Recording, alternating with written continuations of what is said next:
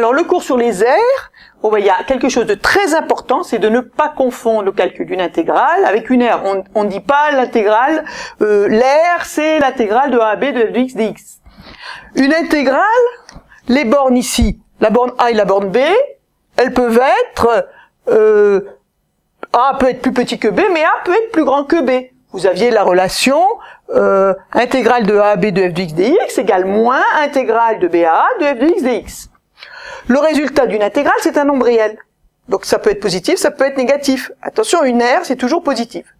Donc pour calculer les aires, on a 3 conditions toujours à respecter.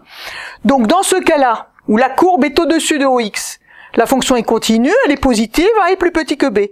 L'aire, c'est bien l'intégrale de a à b de f de x dx.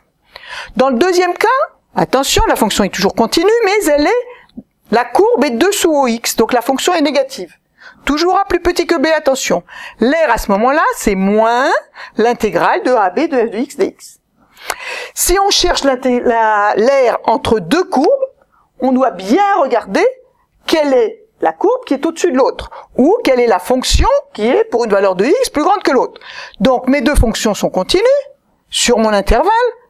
Ici, CF est au-dessus de CG, F est plus grand que G, et A est plus petit que B. Donc l'intégrale, on fait la soustraction, c'est l'intégrale de a à b pour l'aire de f de x moins g de x dx. Si je cherchais l'aire ici, attention, g aurait été au-dessus, et on aurait dû mettre g de x moins f de x. Voilà.